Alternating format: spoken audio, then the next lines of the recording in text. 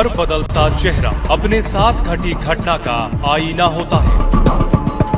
हर चेहरा अपने आप में एक खबर है। हर चेहरा कुछ कहता है। हम चेहरों की भाषा पढ़ना जानते हैं, समझते हैं चेहरों की हकीकत, तभी दिखाते हैं हर वो खबर जो आपके सरोकार की होती है। नमस्कार, आप देख रहे हैं जनहित खबर बिहार। आपको बताते चले कि महाशिवरात्रि के शुभ अवसर पे छोटाईपट्टी गांव में श्रीमद् भागवत महापुराण कथा का आयोजन छोटाईपट्टी गांव में किया गया। इस आयोजन को नवोद कुमार सिंह के द्वारा किया गया। आपको बताते चले कि 3 मार्च को ये कथा संपन्न हो जाएगी। 7 दिवसीय कथा थी और आज 2 मार्च है। आप सभी को जैसा कि ज्ञात है कि बड़ा ही खूबसूरत और अच्छा परिदृश्य आप देख सकते हैं। पंडाल भी बड़ा अच्छे तरीके से सजाया गया है और यहाँ पे भागवत कथा का आयोजन 25 फरवरी से ही लगातार चल रहा है और यहाँ पे दूर दराज से श्रद्धालुओं की भीड़ आप देख सकते हैं। काफ़ी दूर से भी लोग यहाँ चलकर पहुँच रहे हैं और भागवत कथा का आनंद ले रहे हैं। इस भागवत कथा के आयोजन के बीच में रंग बिरंगी झांकियों का भी आयोजन किया गया। कृष्ण राधा की झांकी, भोलेनाथ की झांकी, सभी प्रकार के देवी देवताओं के झांकी का भी यहाँ पे व्यवस्था की गई थी। कथा के बीच में जब जो संवाद चल रहा होता है उस संवाद के हिसाब से यहाँ पे झांकियों की व्यवस्था की गई थी। छोटे छोटे बच्चे कृष्ण के रूप में, राधा के रूप में आप सभी यहाँ देख सकते हैं। यहाँ पे काफ़ी जो है नृत्य, भजन, कीर्तन, बड़ा ही अलौकिक माहौल बना हुआ है यहाँ पे भागवत कथा का।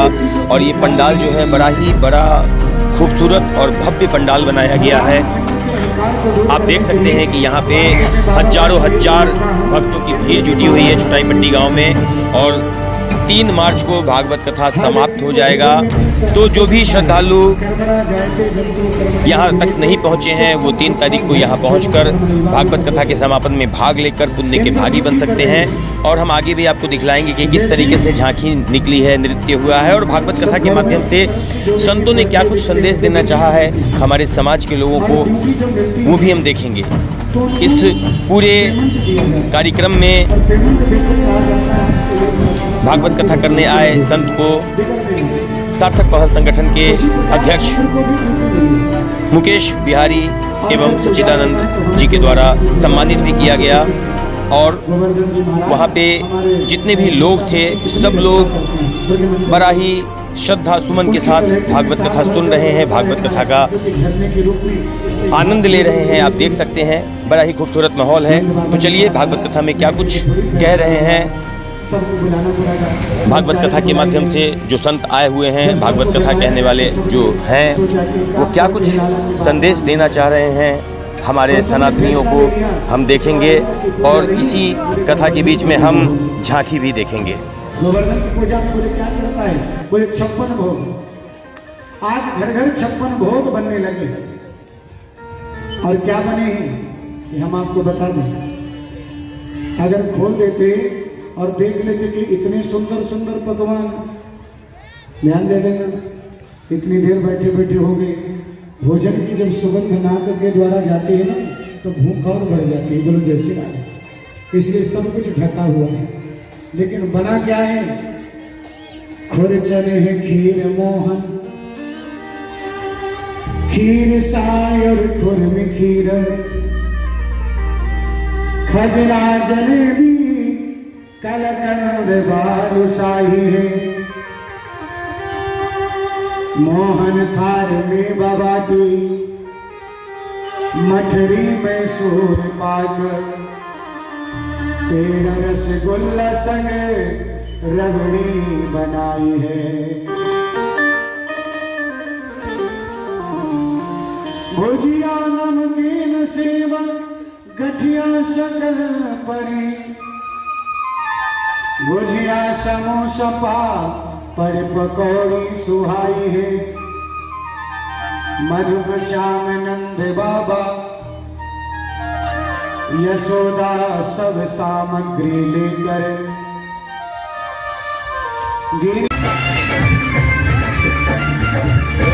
और अभी कथा के आनंद के साथ ही चलिए हम अभी आपको यहाँ झांकियों के और भजन पे नृत्य का जो दृश्य है, बड़ा ही अलौकिक दृश्य है। यहाँ पे आप देख सकते हैं कि जितने भी भक्त हैं वो नाच रहे हैं, झूम रहे हैं, भगवत भजन कर रहे हैं और अपने ईश्वर में लीन हो गए हैं। बड़ा ही खूबसूरत माहौल है, अलौकिक माहौल है, आप देख सकते हैं।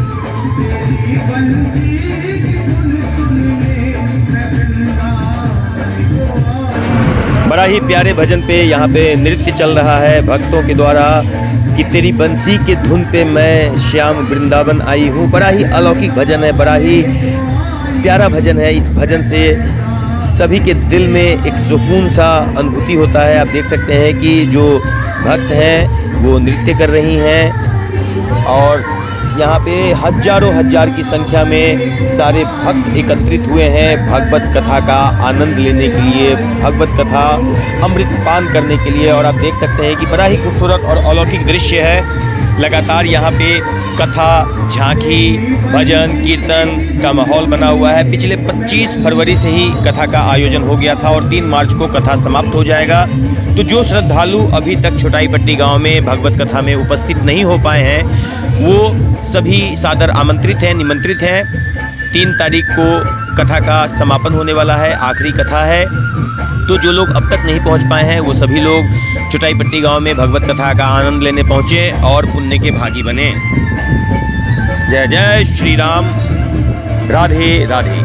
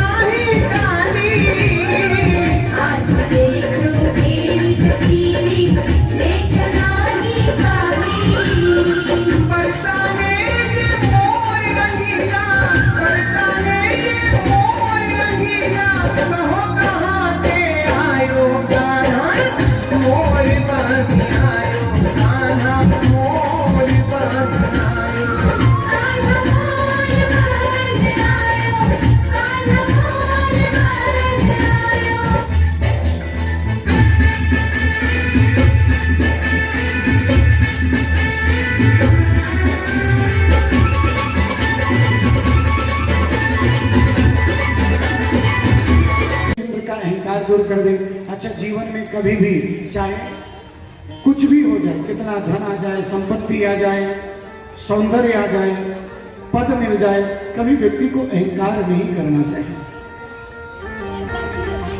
भगवान इंद्र के अहंकार को दूर करने के लिए भगवान कहते हैं, बाबा मैं तो ये समझता हूं इंद्र जी महाराज अपनी ड्यूटी कर रहे हैं। हर व्यक्ति को जीवन में अपने कर्म से मिलता है। कर्मणा जायते जंतु कर्मणयो विलेते सुखम दुखम भयम क्षेमम कर्मणैवा विपद्यते। इंद्र ड्यूटी कर रहे हैं। जैसे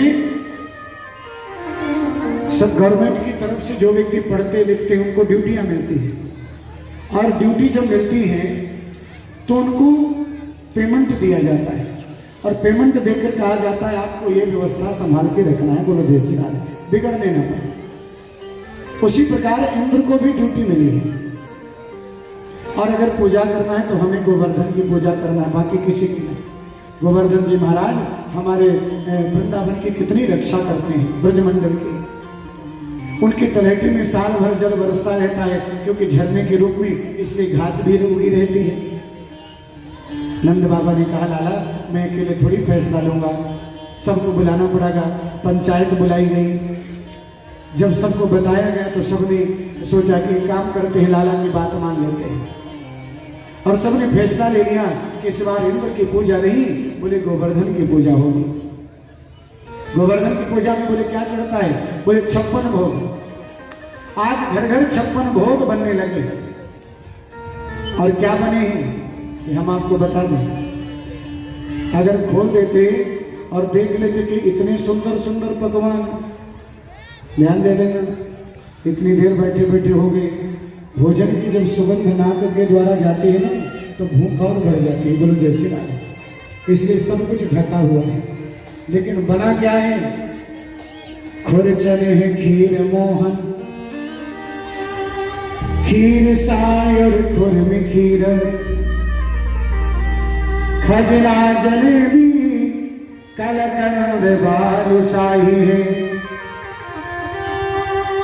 मोहन थार में बाबाटी, मठरी में सूर पाक, पेड़ा रसगुल्ला संग रबड़ी बनाई है। भुजिया नमकीन सेवा गठिया शक्कर परी,